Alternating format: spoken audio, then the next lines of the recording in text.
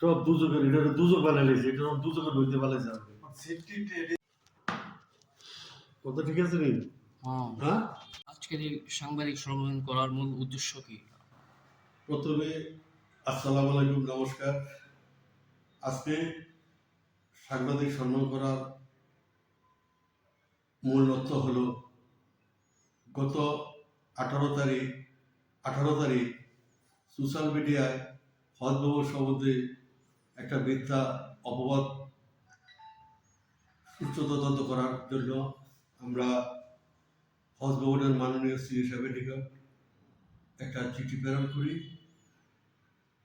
18 তারিখ যখন সোশ্যাল মিডিয়াতে দেখার পরে হজ ভবনের মাননীয় ম্যানেজার সম্বন্ধে বেশি ভাড়া রেখেছে, তার জন্য পরের দিন 19 তারিখ আমি হজ ভবনে এসে আমাদের যারা অফিস স্টাফ আছেন সবাইকে ডেকে আমরা মিটিং করে সবাই মিলে সিদ্ধান্ত নিই আলোচনার মাধ্যমে উক্ত ঘটনা এবার ম্যানেজার হোক বা যে কোনো লোক উক্ত ঘটনা যদি সত্য প্রমাণিত হয় তার অবশ্যই শাস্তি বিধানের জন্য আমরা অফিস স্টাফেরা গত 18 তারিখ হজ ভবনে বসে আলোচনার মাধ্যমে সিদ্ধান্ত উপনীত হই। আমরা উক্ত ঘটনার পরিপ্রেক্ষিতে একটা তদন্ত কমিটি গঠনের জন্য হজ ভবনের মাননীয় শ্রী সাহেবের নিকট একটা চিঠি প্রেরণ করা হয়।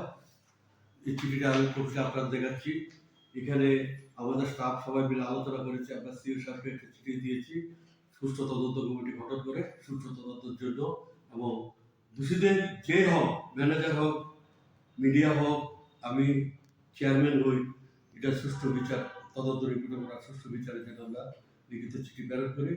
আমার সাথে সব অফিস স্টাফেরা সেই মিটিংয়ে উপস্থিত ছিল, সবার স্বাক্ষর আছে। এবং এই ঘটনাটা, এই চিঠিটা আমরা কপি টু মাননীয় ওয়েলফেয়ার ডাইরেক্টর উনার নিকটে প্রেরণ করেছি এবং রাজ্য সংখ্যালঘু উন্নয়ন দপ্তরের মাননীয় মন্ত্রী উনার নিকটে প্রেরণ করেছি, আমরা করেছি। এবং উক্ত ঘটনার পরিপ্রেক্ষিতে মিটিংয়ের সিদ্ধান্তের পরে এটা আমাদের যে কমিটি গঠন হয়েছে, 2 জন স্টাফ নিয়োগ করা হয়েছে।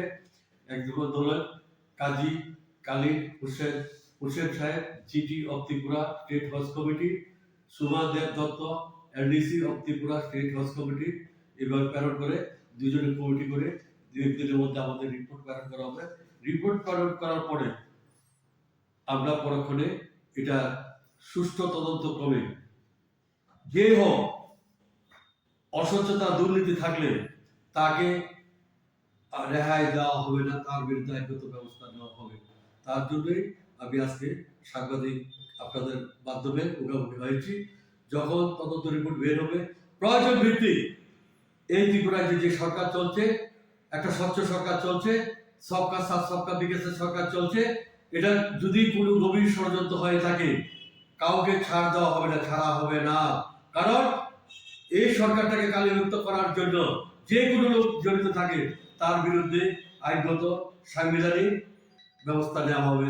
তার জন্য আমরা সাংবাদ আজকে আপনাদের মুখোমুখি হয়েছি। আমরা রিপোর্ট পাওয়ার পরে প্রয়োজন ভিত্তিক আমি মাইনরিটি ওয়েলফেয়ার মিনিস্টার সাহেবকে আমরা চিঠিটা প্রেরণ করবো, আবার ডাইরেক্টরটা প্রেরণ করবো। পরবর্তী স্টেজে প্রয়োজন ভিত্তিক আমরা রাজ্যের মাননীয় মুখ্যমন্ত্রী দ্বারস্থ হবে। আমরা চাই বর্তমান ত্রিপুরা যে সরকার, জনগণের সরকার, আপামর জনগণের সরকার, একটা স্বচ্ছ সরকার, নৈতিকতার সরকার।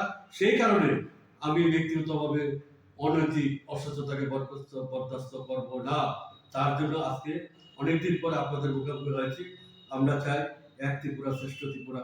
আমরা যারা দায়িত্বে আছি, দায়িত্ববানী দায়বদ্ধতা, মানুষের চাকর, মানুষের গোলাম, সময়ের কাজ সমাজে শেষ করা, বারবার চিত্তে সময়ের কাজ সমাজে শেষ করার জন্য আমরা বলেছি। সেই কারণে আজকে আমরা আপনাদের সঙ্গে রয়েছি। জয় হিন্দ।